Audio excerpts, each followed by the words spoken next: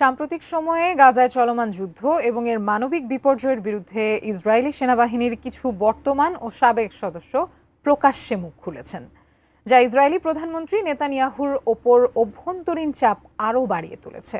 এমন অবস্থায় নেতানিয়াহু কি সিদ্ধান্ত নিতে চলেছেন, বিস্তারিত দেখুন ডেস্ক রিপোর্টে।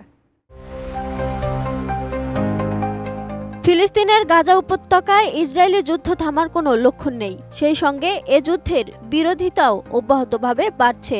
ইসরায়েলি সামরিক বাহিনীর সব শাখার হাজারো সংরক্ষিত সেনা সাম্প্রতিক সপ্তাহগুলোতে দেশটির প্রধানমন্ত্রী বেনিয়ামিন নেতানিয়াহু সরকারের কাছে যুদ্ধ বন্ধের দাবি জানিয়ে চিঠি দিয়েছেন। যুদ্ধের পরিবর্তে হামাসের কাছে জিম্মি বাকি 59 জনকে মুক্ত করার জন্য একটি চুক্তি করার আহ্বান জানিয়েছেন তারা।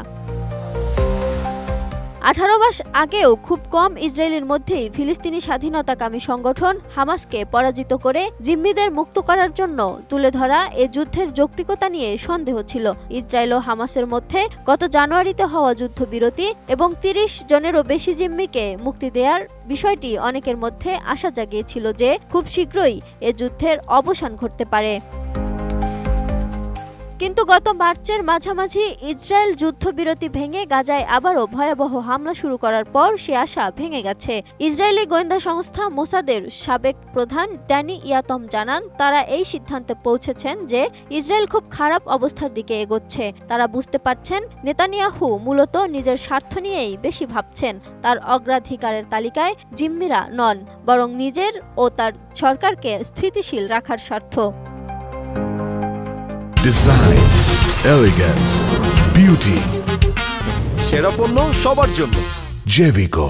এদিকে এপ্রিলের প্রথম দিকে প্রকাশিত ইসরায়েলি সরকারের কাছে পাঠানো প্রথম খোলা চিঠিতে বিমান বাহিনীর 1000 সংরক্ষিত সেনা ও অবসরপ্রাপ্ত সদস্য স্বাক্ষর করেছিলেন। সাম্প্রতিক সময়ে সরকারের কাছে পাঠানো চিঠিতে ইয়াতমের মতো যারা স্বাক্ষর করেছেন তাদের অনেকেই দীর্ঘদিন ধরে নেতানিয়াহুর সমালোচনা করে আসছেন। কেউ কেউ আবার 2023 সালের 7 অক্টোবর হামাসের হামলার পর সরকার বিরোধী আন্দোলনে অংশ নিয়েছিলেন। চিঠিতে স্বাক্ষরকারীরা তাদের অনুসরণ করতে অন্যান্য ইসরায়েলের প্রতি আহ্বান জানিয়েছেন, কারণ গাজায় এখনও বেঁচে থাকা 24 জন জিম্মির জীবন রক্ষার সময় ফুরিয়ে আসছে। তারা জানিয়েছেন, প্রতিটি নতুন দিনই তাদের জীবনকে নতুন করে ঝুঁকির মুখে ঠেলে দিচ্ছে। এ অবস্থায় দ্বিধাগ্রস্ত প্রতিটি মুহূর্ত তাদের জন্য অপমানজনক।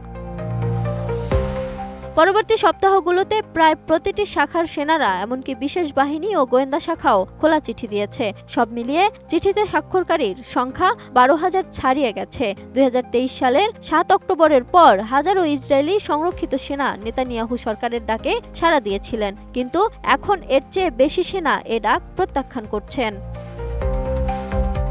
বিষয়টি নিয়ে বিভিন্ন খবরে বলা হয়েছে, ইসরায়েলের সংরক্ষিত সেনার সংখ্যা 50 থেকে 60% নেমে গেছে। আর এটি দেশটির সেনাবাহিনীর জন্য এক বড় সংকট হতে চলেছে, কারণ কোনো যুদ্ধে সেনাবাহিনীকে সংরক্ষিত সেনাদের উপর ব্যাপকভাবে নির্ভর করতে হয়। 1982 সালে ইসরায়েলের প্রথম লেবানন যুদ্ধের পর আর কখনো এমন সংকট দেখা যায়নি। Lima Sayanti, desk report, ATN news.